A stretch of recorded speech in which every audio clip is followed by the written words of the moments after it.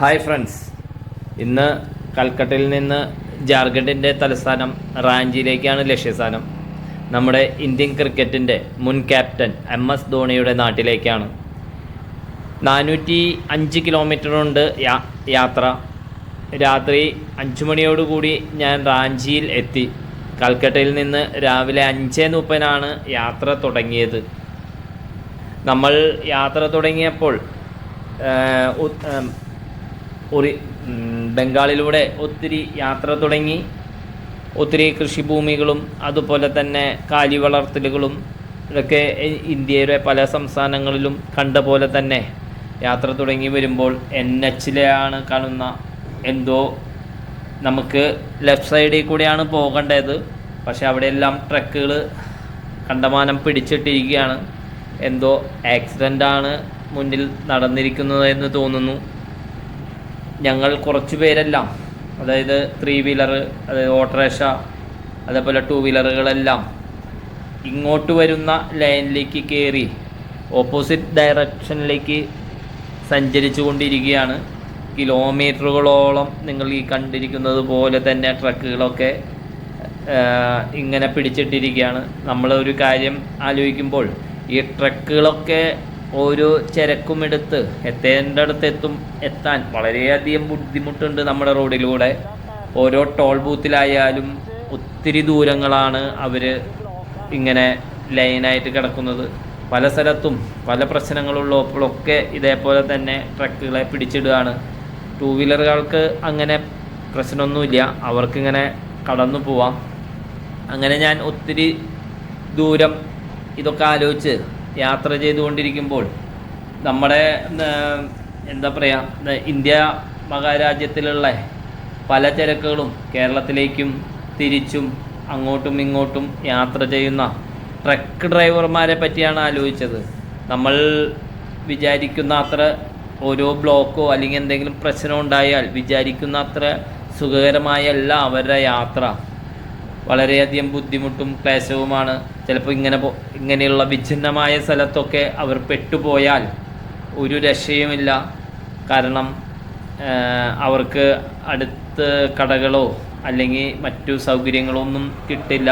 ഭയങ്കര ദുരിതമായ രീതിയിലാണ് അവരുടെ ഈ യാത്ര. അങ്ങനെ ഞാൻ ഈ ബ്ലോക്ക് ഉണ്ടായ സ്ഥലത്തെത്തി. എന്തോ ആക്സിഡൻ്റാണ് എന്ന് തോന്നുന്നു. അവിടെ നിറച്ച് ആൾക്കാരൊക്കെ കൂടിയിട്ടുണ്ട്. പട്ടാളക്കാരും ഈ കാണുന്ന പോലെ എത്തിയിട്ടുണ്ട്. ഇവിടെ എന്നോട് ഒരാൾ വന്ന് പറഞ്ഞത് വലിയ ഗ്യാസിൻ്റെ ഒരു ട്രെയിലർ മറിഞ്ഞ ആക്സിഡൻ്റ് ഉണ്ടായതാണ്, അതുകൊണ്ട് ഇന്ന് ഇവിടെ പോകാൻ പറ്റില്ല, ഇവിടെ എവിടെയെങ്കിലും സൈഡിൽ ഒതുക്കിക്കൊള്ളാനാണ് പറഞ്ഞത്. പക്ഷേ നമുക്ക് യാത്ര തുടരേണ്ടതുള്ളത് കൊണ്ട് ഞാൻ കുറച്ച് നേരം അവിടെ വെയിറ്റ് ചെയ്ത് ഇതെല്ലാം നിരീക്ഷിച്ച് ഇങ്ങനെ നിൽക്കുമ്പോൾ എൻ്റെ അടുത്തേക്ക് കുറച്ച് അവിടുത്തെ യാത്രക്കാർ, ഒരുത്തൻ തല്ലാൻ വരണ പോലെയൊക്കെ വന്നത്, പക്ഷെ അങ്ങനെയൊന്നല്ല. ജാർഖണ്ഡിലുള്ള ആൾക്കാരുടെ സംസാര രീതിയാണ്, വടക്കേന്ത്യക്കാരുടെയൊക്കെ സംസാര രീതി ഭയങ്കര റാഷായിട്ട് തോന്നും, പക്ഷേ വളരെ പാവങ്ങളാണ് അവരൊക്കെ. അങ്ങനെ സംസാരിച്ച് എന്നെ ഇതിൽ നിന്ന് 1-2 പേരൊക്കെ കൂടി വളരെയധികം സഹായിച്ച് ഇതല്ല വേറെ റൂട്ടുണ്ട് എന്ന് എന്നോട് പറഞ്ഞ് അവർ വേറെ റൂട്ടിലേക്ക് എന്നെ മാറ്റി യാത്ര ചെയ്യിപ്പിക്കാനുള്ള പദ്ധതിയിലാണ്. അവരെല്ലാം തന്നെ പറഞ്ഞ് എന്നെ അടുത്ത റൂട്ടിലേക്ക്, ഇതിൻ്റെ ഇവിടെ ആൾക്കാർ കൂടി നിൽക്കുന്നത് മാറി ഇങ്ങോട്ട് പറയുന്നത് പോലെ ഈ സൈഡിൽ കൂടെ, ഈ പശുക്കളൊക്കെ വരുന്ന ഈ സൈഡിൽ കൂടെ പോയാൽ ഒരു ഉള്ളേരിയയിലേക്ക് എത്തുമെന്നും ആ ഉള്ളേരിയയിൽ കൂടി യാത്ര ചെയ്താൽ വീണ്ടും ഇതിൻ്റെ ഈ സൈഡിൽ എത്തുമെന്നും അവിടെ നിന്ന് ക്രോസ് ചെയ്ത് പോവാമെന്നാണ് പറഞ്ഞത്. അങ്ങനെ ഞാൻ ഈ ഉള്ളേരിയയിൽ കൂടെ യാത്ര ചെയ്ത് അധികമൊന്നും ഈ NHൻ്റെ അവിടെ നിന്ന് ഉള്ളേരിയയിലേക്കില്ല. എന്നിരുന്നാൽ പോലും ഇവിടെ പെട്ടെന്ന് തന്നെ ഗ്രാമീണ ഏരിയ പോലെ നമുക്കിതേ കാണുന്ന ചെറിയ കുടിലുകൾ എന്ന് പറയാൻ നമുക്ക് സാധിക്കില്ല. എന്നാൽ മണ്ണ് കൊണ്ടുണ്ടാക്കിയ ചുമരും പുല്ലുകൊണ്ട് മേഞ്ഞ മേൽക്കുരയുമായി വളരെയധികം ബുദ്ധിമുട്ട്, പെയിൻറ്റിൻ്റെ ബക്കറ്റും എല്ലാം ഉള്ള ഒരു ചെറിയൊരു സെറ്റിൽമെൻറ്റ്. ചിലപ്പോൾ ജാർഖണ്ഡിലെല്ലാം ഷെഡ്യൂൾ ട്രൈബ് ഒത്തിരി ഉള്ള കാരണം അവരുടെ സെറ്റിൽമെൻ്റ് ആണോ എന്നറിയില്ല. കുറച്ച് ഭാഗങ്ങളെല്ലാം ഇവിടെയുണ്ട്. അതൊക്കെ കണ്ട് നേരെ ഞാൻ ഈ യാത്ര തുടരുകയാണ്. ഇത് തുടർന്ന് ഇതിന് പാരലായി വേറെ റോഡ് ഉണ്ടാവുമെന്നും അവിടെ ചെന്ന് എത്തുമെന്നും പറഞ്ഞാണ് ഞാൻ ഈ റോട്ടിലൂടെ യാത്ര തുടങ്ങുന്നത്. രണ്ട് സൈഡിലുകളും ഈ കാണുന്നത് പോലെ പശു വളർത്തലും അതുപോലെ തന്നെ ചെറിയ ചെറിയ വീടുകളുമെല്ലാമായി ഇങ്ങനെയുള്ള ഒരു സംസ്ഥാനമാണ് ജാർഖണ്ഡ്. ആ പാരൽ റോഡിലെത്തി അവിടെ നിന്ന് ഞാൻ മുന്നോട്ട് പോവുകയാണ്. ഈ റൂട്ടിലൂടെ പോയാൽ നമുക്ക് കുറച്ച് കഴിയുമ്പോൾ ഈ ബ്ലോക്കെല്ലാം കഴിഞ്ഞ് അപ്പുറത്തെ റോട്ടിലെത്തുമെന്നുള്ള ഒരു കാര്യത്തിലാണ് എന്നോട് ഇവിടെയുള്ള ഡ്രൈവർമാരെല്ലാം പറഞ്ഞത്. അതുപോലെ നമുക്ക് ഒറ്റയ്ക്ക് സഞ്ചരിക്കുന്നവർക്ക്, സോളോ റൈഡേഴ്സിന് നാട്ടുകാരും എല്ലാം വളരെയധികം സപ്പോർട്ട് ഉണ്ട് എന്നാണ് എൻ്റെ അനുഭവത്തിൽ എനിക്ക് മനസ്സിലായത്. എനിക്ക് യാതൊരുവിധ ബുദ്ധിമുട്ടുണ്ടാക്കിയില്ല. പലവരും എനിക്ക് വളരെയധികം സപ്പോർട്ടോടുകൂടി ഇപ്പോൾ തന്നെ ഒരു പയ്യൻ 2 വീലറിൽ വന്ന് എൻ്റെ അടുത്ത് സംസാരിച്ച് അവൻ എന്നെ വഴി കാണിച്ച് തരാമെന്ന് പറഞ്ഞ് എൻ്റെ പുറകിലുണ്ട്. അവൻ എന്നോട് പറഞ്ഞു ഈ വഴി കാണിച്ച് ഇവിടെ എത്തുമ്പോൾ ഈ നേരെ കാണുന്നത് പോലെ ഈ ബ്ലോക്കുള്ള റോഡിൻ്റെ അപ്പുറത്ത് എത്തുമെന്നും അവിടെ നിന്ന് നമുക്ക് ഓപ്പോസിറ്റ് ഡയറക്ഷനിലേക്ക് കടന്ന് നിങ്ങൾക്ക് പോകാമെന്നും പറഞ്ഞ് അവൻ എൻ്റെ ഒപ്പം തന്നെയുണ്ട്. അതുകൊണ്ട് ജാർഖണ്ഡ് ആയാലും ബീഹാർ ആയാലും അതുപോലെ തന്നെ ഞാൻ സഞ്ചരിച്ച സംസ്ഥാനങ്ങൾ ഒറീസ ആയാലും ബംഗാളിലായാലും എല്ലാം നമ്മൾ സൗത്ത് ഇന്ത്യ അല്ലെങ്കിൽ നോർത്ത് ഇന്ത്യ ഒന്നും വ്യത്യാസമില്ലാതെ മനുഷ്യൻ എന്നുള്ള ഒരു ധാരണയിൽ നമ്മൾക്ക് എല്ലാവിധ സൗകര്യങ്ങളും ചെയ്തു തരുന്ന ആൾക്കാരാണ് എന്ന് എൻ്റെ അനുഭവത്തിൽ എനിക്ക് മനസ്സിലായത്. ഞാൻ ഇങ്ങോട്ട് വരുന്ന ഡയറക്ഷനിൽ ഇവിടെയും വളരെയധികം ബ്ലോക്ക് തന്നെയാണ്. ഇങ്ങോട്ട് വരുന്ന ഡയറക്ഷനിലേക്കാണ് ഞാൻ എത്തിയിരിക്കുന്നത്. ഇവിടെ നിന്ന് ആ ഡയറക്ഷൻ ബ്ലോക്കിൻ്റെ ഉള്ളിലെ എല്ലാം അപ്പോഴും നമ്മൾ ആലോചിക്കണം, ട്രക്കുകളൊക്കെ വളരെ നേരം തന്നെ ഇവിടെ കിടന്നിട്ടുള്ളതാണ്. എത്രയോ കിലോമീറ്ററുകൾ ബ്ലോക്കിൽ അവർ കിടക്കുന്നതാണ്. അപ്പോൾ ഞാൻ നേരത്തെ അപ്പുറത്തെ റോട്ടിൽ നിന്ന് ഇപ്പുറത്തേക്ക് കടന്നു, ഇതിലേ പോയിക്കൊണ്ട് വീണ്ടും എനിക്ക് ലെഫ്റ്റ് സൈഡിലുള്ള ട്രാക്കിലേക്ക് കാരണം ഈ മുന്നിൽ പോകുന്ന 2 സഹോദരന്മാരാണ് എനിക്ക് എൻ്റെ യാത്ര മുന്നോട്ട് കൊണ്ടുവന്നത്. അവർ എന്നെ അപ്പുറത്തെ ഭാഗത്തേക്ക് കടത്തിവിടാം എന്നുള്ള ഇതിൽ ആ ബ്ലോക്ക് കണ്ടുകൊടുത്തുനിന്ന് എൻ്റെ ഒപ്പം കൂടിയവരാണ്. അതുകൊണ്ട് ഇന്ത്യൻ സംസ്ഥാനത്തിൽ പ്രത്യേകിച്ച് ഒറ്റയ്ക്ക് സഞ്ചരിക്കുന്നവർക്കൊക്കെ വളരെയധികം സഹായകരമായിട്ടാണ് എല്ലാവരും നമ്മളോട് പെരുമാറുന്നത് എന്നുള്ള ഒരിതാണ്. ഛത്തീസ്ഗഡ് ജാർഖണ്ഡ് ഒന്നും ആരും ടൂറിസ്റ്റുകൾ അല്ലെങ്കിൽ സോളോ റൈഡേഴ്സ് എടുക്കാത്ത സംസ്ഥാനങ്ങളാണ്. പക്ഷേ എനിക്ക് ഛത്തീസ്ഗഡ്, ജാർഖണ്ഡ്, ഒറീസ അതുപോലെ തന്നെ വെസ്റ്റ് ബംഗാളിൻ്റെ ഗ്രാമങ്ങളെല്ലാം കാണണമെന്നുള്ള ആഗ്രഹത്താലാണ് ഈ യാത്ര ഞാൻ തിരഞ്ഞെടുത്തത്. എനിക്കതുകൊണ്ട് ഒരു നഷ്ടവും സംഭവിച്ചില്ല. എനിക്ക് യാതൊരുവിധ വിഷയങ്ങളും ആരും ഉണ്ടാക്കിയില്ല. അവരെന്നെ കണ്ട ഇപ്പുറത്തെ സൈഡിലേക്ക് കടത്തി എന്നെ യാത്രയാക്കിയിട്ട് പോയ 2 സഹോദരങ്ങളാണ് അവർ. വളരെയധികം നല്ല രീതിയിലാണ് അവർ നമ്മളോട് ബിഹേവ് ചെയ്യുന്നത്. നമുക്കെല്ലാം അവർ നമ്മൾക്ക് ടാറ്റ തന്നാണ് മുന്നോട്ട് പറഞ്ഞു വിടുന്നത്. അങ്ങനെ ഞാൻ വീണ്ടും ഈ ജാർഖണ്ഡ് സംസ്ഥാനത്തെ കൂടെ യാത്ര ചെയ്ത് ജാർഖണ്ഡിൻ്റെ തലസ്ഥാനമായ റാഞ്ചിയിലേക്കാണ് യാത്ര. അതിൽ മുമ്പ് നമുക്ക് ജാംഷഡ്പൂർ എന്ന് പറയുന്ന സിറ്റിയിലേക്ക് എത്തും. ആ സിറ്റിയിലെ കാര്യങ്ങളുമായി നമുക്ക് മുന്നോട്ട് പോവാം. കൽക്കട്ടയിൽ നിന്ന് റാഞ്ചി വരെ മുഴുവനായും നാട്ടിൻ പുറത്തിലൂടെയുള്ളതാണ് യാത്ര. പിന്നെ വലിയ റോഡുകളെല്ലാമായി ഉണ്ട് യാത്രയും.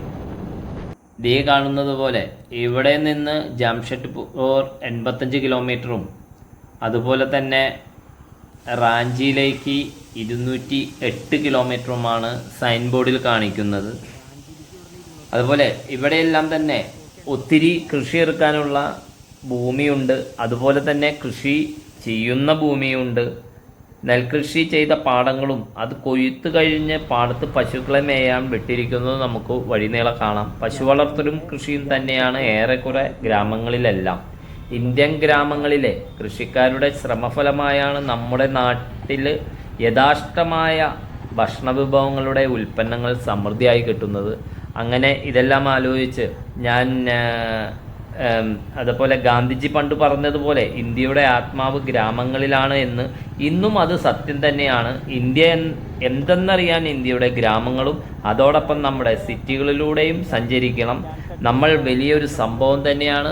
ഇഷ്ടംപോലെ വേസ്റ്റ് ലാൻഡ് ഇനിയുമുണ്ട്. അതെല്ലാം കൃഷി ചെയ്താൽ നമ്മൾ വളരെയധികം സമ്പൽ സമൃദ്ധിയുള്ള ഒരു രാജ്യമാവും എന്നാണ് എനിക്ക് തോന്നിയത്.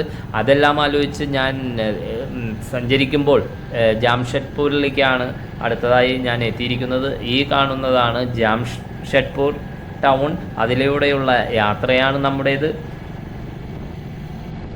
കൊൽക്കത്തയിൽ നിന്ന് ജാർഖണ്ഡിൻ്റെ തലസ്ഥാനമായ റാഞ്ചിയിലേക്കുള്ള യാത്രയിൽ ഏറെക്കുറെ NH16, NH18 എന്നിവയിലൂടെയായിരുന്നു യാത്ര.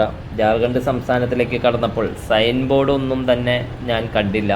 അങ്ങനെ എൻ്റെ ഈ യാത്രയിൽ 9ാമത്തെ സംസ്ഥാനമായ ജാർഖണ്ഡ് സംസ്ഥാനത്തിലേക്കാണ് കടന്ന് നമ്മൾ അതിലൂടെ യാത്ര ചെയ്യുന്നത്. വിജനമായ പ്രദേശത്ത് കൂടെ പോയ കാരണം എവിടെ വെച്ചാണ് വെസ്റ്റ് ബംഗാളിൽ നിന്ന് ജാർഖണ്ഡിലേക്ക് കടന്നത് എന്നൊന്നും കണ്ടില്ല. കുറച്ച് ദൂരം വണ്ടി ഓടിച്ചു വന്നപ്പോൾ വലിയ ബ്ലോക്ക് നമ്മൾ പോകുന്ന കണ്ടിരുന്നു. അത് ഞാൻ നേരത്തെ നിങ്ങൾക്കെല്ലാം കാണിച്ചു തന്നിരുന്നു. അങ്ങനെ ജാംഷഡ്പൂരിലെ എത്തിയിരിക്കുകയാണ് നമ്മൾ. ജാംഷഡ്പൂർ ഏറ്റവും വലുതും ജനസംഖ്യയുള്ളതുമായ നഗരങ്ങളിൽ തന്നെ ഇന്ത്യയിലെ ഏറ്റവും വലിയ നഗരങ്ങളിലൊന്നാണ്. ആസൂത്രിതമായ വ്യവസായ നഗരവും കൂടിയാണ്. ഇതിനെ ടാറ്റ നഗർ എന്നും അറിയപ്പെടുന്നുണ്ട്. അതുപോലെ തന്നെ വാണിജ്യ നഗരമാണ്, വൃത്തിയുള്ള നഗരമാണ്. സ്വച്ഛ് ഭാരത് സർവേയിലും വൃത്തിയുള്ള നഗരങ്ങളിൽ ഇടം നേടിയിട്ടുള്ള ഒരു സിറ്റിയും കൂടിയാണ് ജാംഷഡ്പൂർ. യഥാർത്ഥ പേര് ഇതിൻ്റെ സക്കി എന്നായിരുന്നു. ജാംഷഡ്ജി സുസർ വാൻജി ടാറ്റയുടെ ബഹുമാനാർത്ഥം ഈ നഗരത്തിന് ജാംഷഡ്പൂർ എന്ന് നാമകരണം ചെയ്തതാണ്. നഗരത്തിൻ്റെ പല ഭാഗങ്ങളിൽ കൂടെ 5 ദേശീയപാതകൾ കടന്നു പോകുന്നുണ്ട്. ജാർഖണ്ഡിലെ അയൽ നഗരങ്ങളായ ധൻബാദ്, റാഞ്ചി, ബൊക്കാറോ എന്നിവിടങ്ങളിലും വ്യവസായങ്ങൾ ധാരാളമുള്ള സ്ഥലമാണ്. അതാണ് വഴിയിൽ ട്രക്കുകളെല്ലാം നമ്മൾ ഇഷ്ടം പോലെ കണ്ടില്ലേ. ഇന്ത്യയിലെ ഒട്ടുമിക്ക സംസ്ഥാനങ്ങളിലേക്കും ഇവിടെ നിന്ന് ചരക്ക് കയറ്റി പോകുന്നു. ജാർഖണ്ഡിലെ ജനസംഖ്യയുടെ 28% ഗോത്രവർഗ്ഗക്കാരുമുണ്ട്. ജാംഷഡ്പൂരിലെ ഏറ്റവും വലിയ വ്യവസായം ടാറ്റ സ്റ്റീലിൻ്റേതാണ്. നമ്മൾ അങ്ങനെ അതാണ് അവിടുന്ന് എനിക്ക് പെട്രോള് വളരെയധികം വണ്ടിയിൽ കുറവാണ്. അപ്പോൾ ആ പോകുന്ന വഴിയിൽ ഒരു പെട്രോൾ പമ്പിൽ കയറിയതാണ്. അതിൻ്റെ ദൃശ്യങ്ങളാണ് ഈ കാണുന്നത്. Petrol pump. അപ്പോൾ കയറിയ സ്ഥലം ഏതാണെന്ന് അറിയാൻ വേണ്ടി ഞാൻ ഇതൊന്ന് അവിടുത്തെ പമ്പിൽ എഴുതി വച്ചിരിക്കുന്ന അതിലൊന്ന് നോക്കി. അപ്പോൾ അതിൻ്റെ പേരാണ് ചൗക്ക എന്നാണ്. ജാർഖണ്ഡ് നല്ല മഴയുണ്ട് ജാർഖണ്ഡിൽ, അതുകൊണ്ട് നിങ്ങൾക്ക് കാണാം. അതുകൊണ്ട് ഞാൻ കുറച്ച് നേരം പെട്രോൾ പമ്പിലൊന്ന് വെയിറ്റ് ചെയ്തതാണ്. മഴ മാറി വീണ്ടും യാത്ര തുടങ്ങാം എന്നുള്ള ഇതിലാണ് ഇവിടെ കുറച്ച് നേരം നിന്നത്. ഇന്ന് മൊത്തത്തിൽ എനിക്ക് മഴ കിട്ടിക്കൊണ്ടിരിക്കുകയാണ്. അങ്ങനെ ജാംഷഡ്പൂരിലെ ഏറ്റവും വലിയ വ്യവസായം ഞാൻ പറഞ്ഞ പോലെ ടാറ്റ സ്റ്റീലിൻ്റേതാണ്. നഗരത്തിൻ്റെ മധ്യഭാഗത്തായാണ് ടാറ്റ സ്റ്റീൽ സ്ഥിതി ചെയ്യുന്നത്. ലോകത്തിലെ തന്നെ ഏറ്റവും വലിയ സ്റ്റീൽ നിർമ്മാണ കമ്പനികളിൽ ഒന്നാണ് ഇവിടെയുള്ളത്. ജാംഷഡ്പൂർ നഗരത്തിലെ വ്യവസായങ്ങളുടെ ഒരു പ്രധാന കേന്ദ്രമായാണ് ഇത് പ്രവർത്തിക്കുന്നത്. അതേപോലെ മോട്ടോഴ്സ് ഉൽപ്പന്നങ്ങളുടെ രണ്ടാമത്തെ വ്യവസായമാണ് ഇവിടെ മോട്ടോഴ്സ് ഉൽപ്പന്നങ്ങളുടെ. ഇവിടെ ഇടത്തരം ഹെവി വെഹിക്കിൾ വാഹനങ്ങളും പ്രധാന ഘടകങ്ങളും ഇവിടെ നിർമ്മിക്കുന്നുണ്ട്. ടെൽക്കോ പോലെ കമ്പനികളുടേത്. അതുപോലെ തന്നെ ഇവിടെ അത്രയധികം ഒന്നും ടൂറിസ്റ്റ് പ്ലേസുകളൊന്നുമില്ല. മൈസൂരിലെ വൃന്ദാവൻ ഗാർഡനിൽ നിന്ന് പ്രചോദനം ഉൾക്കൊണ്ട് ജാംഷഡ്ജി ടാറ്റ നിർമ്മിച്ച ഒരു ജൂബിലി പാർക്ക് ഇവിടെയുണ്ട്. ഞാൻ കാണാൻ പോയില്ല. എനിക്ക് എൻ്റെ ബൈക്ക് റൈഡിൽ എല്ലാ സ്ഥലത്തും എത്താൻ എനിക്ക് അങ്ങനെ സാധിക്കില്ല. കാരണം എനിക്ക് ഓടിയെത്തേണ്ടതായ കുറച്ച് ബുദ്ധിമുട്ടുകളൊക്കെ ഉണ്ട്. ഇവിടെ നിന്ന് ഈ ജാർഖണ്ഡിൻ്റെ തലസ്ഥാനം റാഞ്ചിയിലേക്ക് 125 കിലോമീറ്ററാണ് ദൂരമുള്ളത്. നമ്മുടെ MS ധോണിയുടെ നാടാണ് റാഞ്ചി. റാഞ്ചിയിൽ നിന്ന് 38 കിലോമീറ്റർ സഞ്ചരിച്ചാൽ ദസാം വെള്ളച്ചാട്ടം സ്ഥിതി ചെയ്യുന്നുണ്ട്. ഞാൻ അങ്ങോട്ടും പോയില്ല. അതായത് മഴ തുടങ്ങിയിട്ടുള്ളൂ. വെള്ളച്ചാട്ടത്തിലധികം നീരുറവയൊന്നും ആയിട്ടില്ല. അതുകൊണ്ട് അങ്ങോട്ട് പോയില്ല. സംഗതി 38 കിലോമീറ്റർ മാത്രമേ ഉണ്ടായിരുന്നുള്ളൂ. പക്ഷെ അത് നല്ല മഴയുണ്ടെങ്കിൽ കാണേണ്ടതായ പ്രദേശമാണ്. 44 മീറ്റർ ഉയരത്തിൽ നിന്നാണ് ഈ വെള്ളം താഴേക്ക് പതിക്കുന്നത് തന്നെ. അങ്ങനെ നമ്മൾ യാത്ര ചെയ്ത് ജാർഖണ്ഡിൻ്റെ തലസ്ഥാനമായ റാഞ്ചിയിലേക്ക് എത്തിയിരിക്കുകയാണ്. ഈ റാഞ്ചിയിലെ ഇന്ന് പ്രത്യേകിച്ച് യാത്ര തുടങ്ങിയ ഇത് ഞായറാഴ്ച ഒരു ദിവസമായത് കാരണം പ്രത്യേകിച്ച് തിരക്കുകളൊന്നുമില്ല. അതുപോലെ ഈ റാഞ്ചിയുടെ ഔട്ടറിലൂടെയാണ് ഈ യാത്ര. അങ്ങനെ നമ്മൾ റാഞ്ചിയിലെ സിറ്റി ഹൃദയഭാഗത്തിലേക്ക് കടക്കുകയാണ്. ഇവിടെ ഈ റോഡിന് മുകളിൽ കൂടെ ഒരു ഫ്ലൈ ഓവറിനുള്ള പില്ലറുകളെല്ലാം പണിത് സെറ്റാക്കി വെച്ചിട്ടുണ്ട്. റാഞ്ചിക്കും മെട്രോ ട്രെയിൻ അനുവദിച്ച് കിട്ടിയിട്ടുണ്ട്. അതിൻ്റെ പണികൾ കൂടി നടക്കുന്നുണ്ട്. അതിനുള്ള പില്ലറിൻ്റെയാണ് ഈ പണികളെല്ലാം കാണുന്നത്. സൈഡിലെല്ലാം മറിച്ച് മെട്രോ റെയിൽവേ, നമ്മുടെ ഇന്ത്യയിലെ പല നഗരങ്ങളിലും മെട്രോ നല്ല രീതിയിൽ നടക്കുന്നുണ്ട്. അപ്പോൾ റാഞ്ചിയും ഷിബു സോറൻ്റെ ഫോട്ടോ, റാഞ്ചിയിലെ മുഖ്യമന്ത്രി ഷിബു സോറൻ്റെ ഫോട്ടോയെല്ലാം കാണുന്നുണ്ട്. അങ്ങനെ ഈ ഫ്ലൈ ഓവറിലൂടെയാണ് നമ്മൾ അടുത്ത സ്ഥലത്തേക്കുള്ള യാത്ര. റാഞ്ചി സിറ്റിയിൽ അങ്ങനെ പ്രത്യേകിച്ചൊന്നും കാണാനില്ല. ഇവിടെ ഈ സിറ്റിയെല്ലാം കറങ്ങി ഞാൻ ഇന്ന് റാഞ്ചിയിലാണ് നേരത്തെ പറഞ്ഞ പോലെ സ്റ്റേ ചെയ്യാൻ ഉദ്ദേശിച്ചിരിക്കുന്നത്. റാഞ്ചി സിറ്റിക്ക് അടുത്ത് തന്നെ ഒരു പഹാരി മന്ദിർ എന്ന് പറഞ്ഞിട്ടുള്ള ഒരു ശിവക്ഷേത്രമുണ്ട്. അതെനിക്കിന്ന് കാണണം. അപ്പോൾ അതെല്ലാം ആലോചിച്ച് ഇങ്ങനെ മുന്നോട്ട് പോയിക്കൊണ്ടിരിക്കുകയാണ്. നമ്മൾ രാവിലെ കൽക്കട്ടയിൽ നിന്ന് ബിജു ചേട്ടൻ നല്ല രീതിയിൽ നമ്മളെ യാത്രയാക്കി ചായയെല്ലാം വെച്ച് തന്ന് രാവിലെ 5:30 തുടങ്ങിയ യാത്രയാണ്. റാഞ്ചിക്ക് സമ്പന്നമായ ഒരു ഗോത്ര പൈതൃകമുണ്ട്. പ്രധാനമായും മുണ്ട, ഒരാവൻ ഗോത്രങ്ങളിവിടെ സ്ഥിരതാമസം നടത്തുന്ന പ്രദേശങ്ങളുണ്ട്. ഈ ആദിവാസി സമൂഹങ്ങൾ നൂറ്റാണ്ടുകളായി ഈ മേഖലയിൽ അധിവസിക്കുന്നവരാണ്.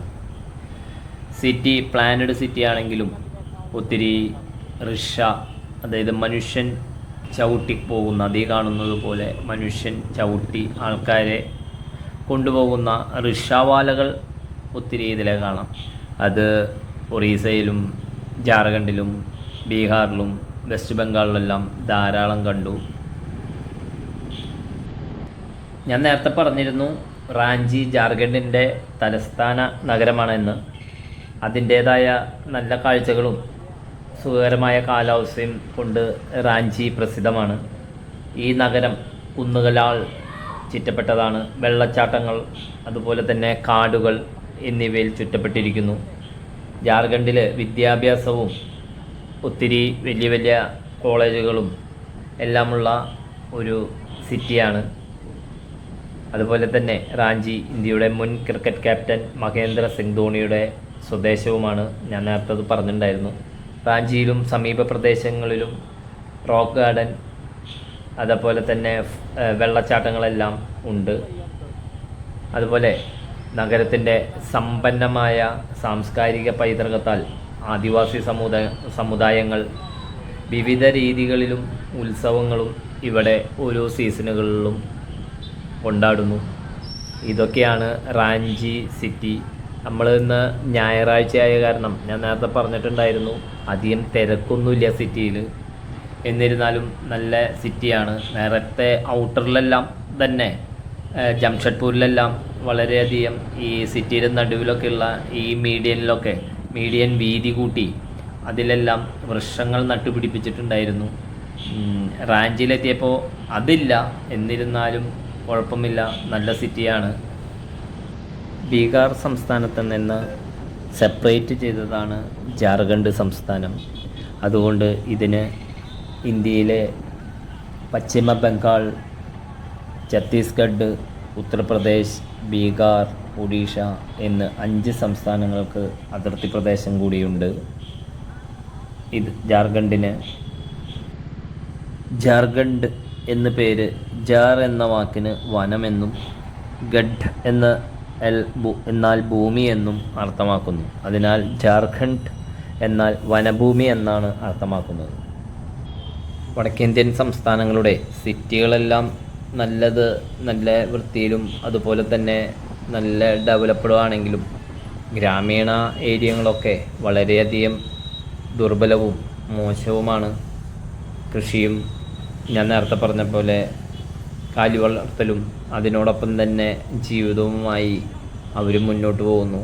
സിറ്റിയിലെല്ലാം നല്ല ഡെവലപ്പായി പോകുന്നു. നമുക്ക് ഈ സംസ്ഥാനങ്ങളിലെല്ലാം ജാർഖണ്ഡ്, ഛത്തീസ്ഗഡ്, ഒഡീഷ, ബീഹാർ, പശ്ചിമ ബംഗാൾ എന്നീ സംസ്ഥാനങ്ങളിലെല്ലാം നക്സലൈറ്റുകളുടെ ചെറിയ സ്വാധീനമുള്ള ഏരിയയാണ്. പലപ്പോഴും പോലീസുമായി ഇവർ ഏറ്റുമുട്ടാറൊക്കെ ഉണ്ട്, നമ്മൾ പേപ്പറിലൊക്കെ വായിക്കുന്നത് പോലെ. അതുപോലെ തന്നെ നക്സലൈറ്റ് മാവോയിസ്റ്റുകളുടെ സായുധ വിഭാഗവും ഇവിടെ പ്രവർത്തിക്കുന്നുണ്ട്. പീപ്പിൾസ് ലിബറേഷൻ ഗറില്ല ആർമി എന്നാണ് ഇവരെ അറിയപ്പെടുന്നത്. അവരങ്ങനെ ജനങ്ങൾക്കൊന്നും പ്രശ്നമുണ്ടാക്കുന്നില്ല. ഈ മുന്നിൽ നിൽക്കുന്ന ബുള്ളറ്റ് മെറ്റ്യൂറാണ്. എൻ്റെ പോലെ തന്നെ ഞാൻ യാത്ര ചെയ്യുന്ന അതുപോലുള്ള ഒരു മെറ്റ്യൂർ ബുള്ളറ്റ് ഇവിടെ എത്തിയപ്പോൾ ആദ്യമായി കാണുന്നത്.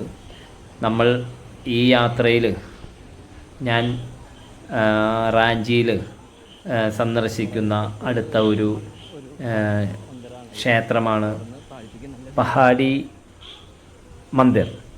പഹാരി മന്ദിർ എന്ന് പറഞ്ഞാൽ അതായത് മലമുകളിലുള്ള ഒരു അമ്പലം എന്നാണ് ഇതിന് അർത്ഥമുള്ളൂ. ഇത് ഒരു ശിവക്ഷേത്രമാണ്. ഈ ശിവക്ഷേത്രത്തിൽ 460ഓളം സ്റ്റെപ്പുകൾ കയറി, സിറ്റിയിൽ തന്നെയാണ് 460ഓളം പടികൾ കയറി ആണ് ഈ ശിവക്ഷേത്രത്തിൻ്റെ മുകളിലേക്ക് എത്തുന്നത്. ഞാൻ ഇവിടെ എത്തിയപ്പോൾ രാത്രിയായി. ഈ ക്ഷേത്രത്തിൻ്റെ ഒരു പ്രത്യേകതയുണ്ട്. ഈ ക്ഷേത്രത്തിൽ സ്വാതന്ത്ര്യത്തിന് മുമ്പ് ഇവിടെ ബ്രിട്ടീഷുകാർ സ്വാതന്ത്ര്യ സമര സേനാനികളെ തൂക്കിലേറ്റിയിരുന്ന ഒരു സ്ഥലമായിരുന്നു. അതുകൊണ്ട് സ്വാതന്ത്ര്യത്തിന് ശേഷം മത പതാകകൾ ഇവിടെ ഉയർത്തുന്നുണ്ട്. ആ ഉയർത്തുന്ന പതാകകൾക്കൊപ്പം തന്നെ സ്വാതന്ത്ര്യ ദിനത്തിലും റിപ്പബ്ലിക് ദിനത്തിലും ദേശീയ പതാകയും ഉയർത്തുന്ന ഇന്ത്യയിലെ ഏക ക്ഷേത്രമെന്ന് പറയാം ഈ പഹാരി ഹിൽസിലെ ക്ഷേത്രത്തിനെ. പഹാരി മന്ദിർ കണ്ട്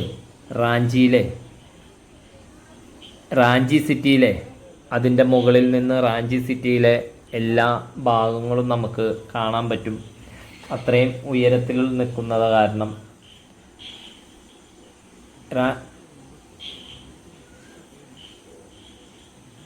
ഈ പടവുകളെല്ലാം കയറി മുകളിലെത്തുമ്പോൾ ഇവിടെ എന്തോ എനിക്ക് ഒരു ഭാഗ്യമുണ്ടായി. ഇവിടെ ഇപ്പോഴാണ് അവിടുത്തെ നട തുറന്നിരിക്കുന്നത്. ആ നട തുറന്ന നമുക്ക് ഇവിടുത്തെ ആ പൂജ എല്ലാം നമുക്ക് കാണാൻ സാധിച്ചു. നമ്മൾ അങ്ങോട്ടാണ് പോകുന്നത്. ഇവിടെ നിന്ന് ഈ ഇടത്തോട്ടുള്ള ഈ സ്റ്റെപ്പ് കയറിയാൽ അവിടേക്കാണ് പൂജ നടക്കുന്ന അതിൻ്റെ ശ്രീകോവിലിലേക്കാണ് നേരെ പോകുന്നത്. നമുക്ക് ഇവിടെയും ക്യാമറ അത്ര പാടില്ല എന്നാണ് തോന്നുന്നത്. എന്നിരുന്നാലും നമ്മൾ ആ ദൃശ്യങ്ങൾ വളരെയധികം ശ്രദ്ധയോടുകൂടി പകർത്തി. അവിടെ നിന്ന് ഇതാണ് അവിടുത്തെ ആ ക്ഷേത്രത്തിലെ പൂജ. ഈ പൂജയെല്ലാം കണ്ട് അവിടെ നിന്ന് നമ്മൾ ഈ സ്റ്റെപ്പുകൾ ഇനിയും താഴോട്ട് ഇറങ്ങണം. ഇതാണ് ആ ക്ഷേത്രത്തിൻ്റെ മുകളിൽ നിന്ന് ഉള്ള രാത്രികാല ദൃശ്യം. ഇത് പകലായിരുന്നു ഇവിടെ എത്തിയിരുന്നെങ്കിൽ ഒന്നും കൂടി സുന്ദരമായേനെ. ഇപ്പോൾ രാത്രിയും സുന്ദരം തന്നെയാണ്, സുന്ദരമായ ദൃശ്യങ്ങൾ തന്നെയാണ്. പക്ഷേ ഈ ക്യാമറ കണ്ണിലൂടെ നമുക്കങ്ങനെ അത് അത്രയും ക്ലിയറായി തോന്നുന്നില്ല. എന്നിരുന്നാലും കുഴപ്പമില്ല. നമ്മൾ അവിടെ നിന്ന് നേരെ താഴത്തേക്ക് ഇറങ്ങാനുള്ള പരിപാടിയിലാണ്. ഈ കാണുന്ന പതാകകളിലാണ് നമ്മുടെ സ്വാതന്ത്ര്യ ദിനത്തിനും റിപ്പബ്ലിക് ദിനത്തിനും ഇവിടെ പതാക ഉയർത്തുന്നത്. ഇവിടെ നിന്ന് താഴത്തോട്ട് ഇറങ്ങി വരുമ്പോൾ ഇവിടെ ഒരു പ്രത്യേകത നമുക്ക് ദൃശ്യമായി. ഈ കാണുന്ന ചുവപ്പ ഷോള് അല്ലെങ്കിൽ ചുവപ്പ തുണി ഇവിടെ കെട്ടിയാൽ നമ്മുടെ മനസ്സിൽ ആഗ്രഹിക്കുന്ന കാര്യങ്ങൾ നടക്കുമെന്നാണ് ഇവിടെ ഹിന്ദിയിൽ എഴുതി വച്ചിരിക്കുന്നത്.